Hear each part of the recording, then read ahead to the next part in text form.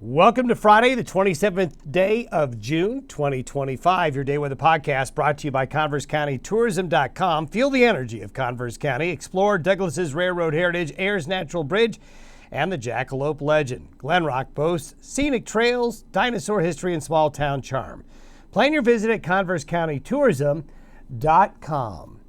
Well, we're going to see some warm summer days and a little bit of thunder. I would kind of categorize the next several days in the western, central United States is pretty typical. What you would see in the later parts of June heading towards July, believe it or not. What we're going to talk about today, first of all, is we're going to have weather around the world. You'll find out here what I mean here in a minute. Also, the biggest thunderstorm threat, again, is going to be into the plains, as we discussed yesterday, into the Dakotas, into parts of Nebraska. We're going to have somewhat of a severe weather threat as the monsoonal moisture and the best instability is a bit off the front range, more out into the plains, and there's going to be some strong thunderstorms to deal with over the next couple of days. And then, as we've been highlighting, next week, we're going to be talking about an early monsoonal plume of moisture.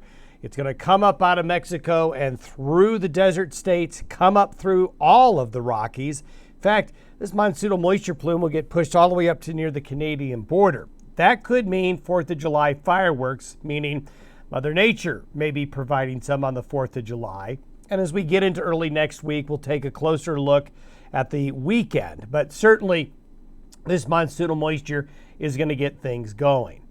Now, it is Friday, and we don't have a lot of weather going on, and I talked about the weather around the world. Now, turn up the volume. You're going to want to do it here, but sometimes it's good to maybe not take the weather too seriously. I probably do that. So let's have a fun Friday and find out how the weather presenters do it in Greece.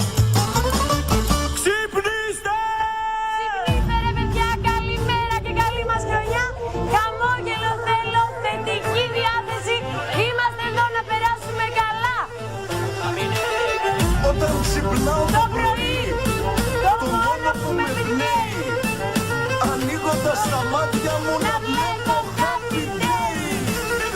Καλημέρα όλη η μέρα, με πολύ ή λίγο αέρα, και όλα καλά θα πάνε, αν τα σύννεφα φυσάνε.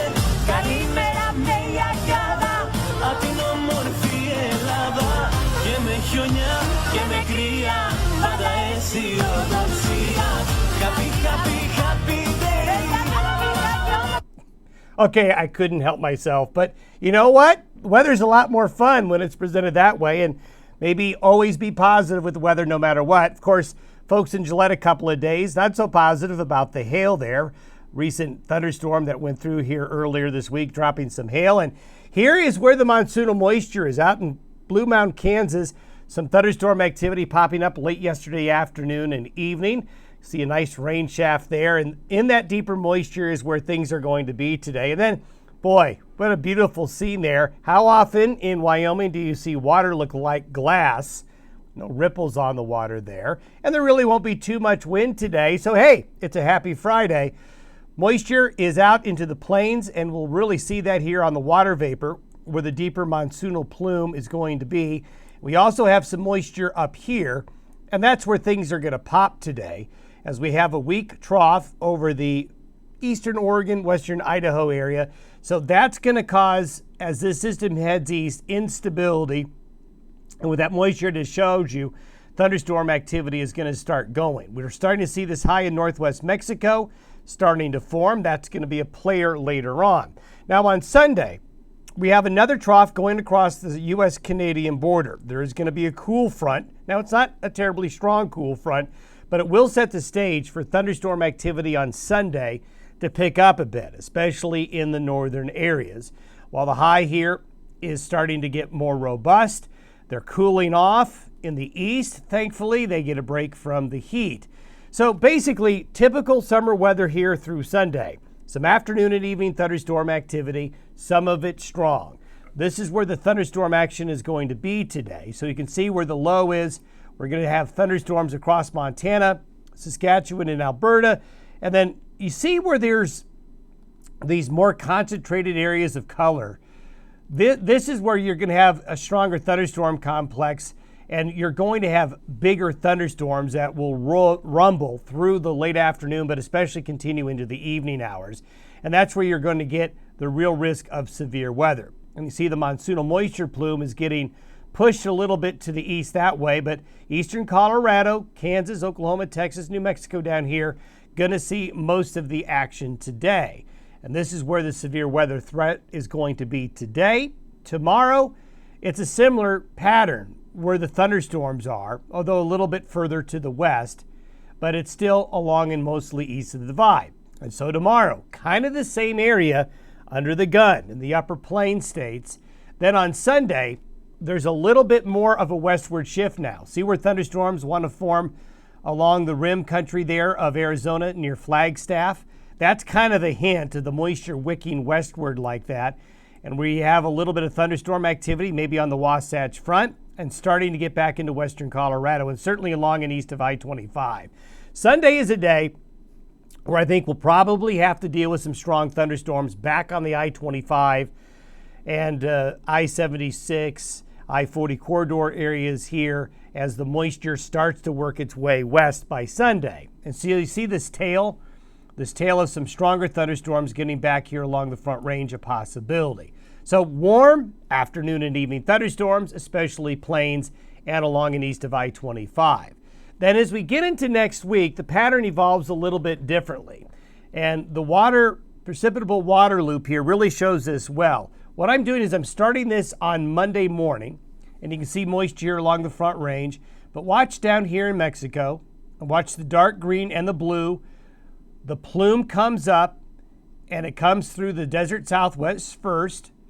Then it extends into the central Rockies. Then it goes all the way up into the northern Rockies by the end of the 4th of July weekend.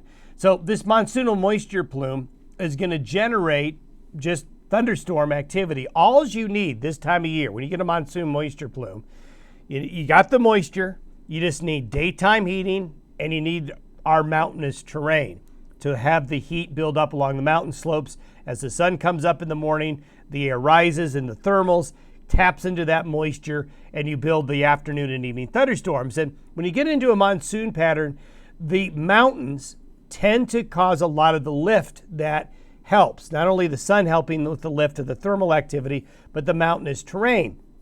And so what you start to see is the model wanting to show where the thunderstorms start. They get initiated over the higher terrain. So we'll step through next week.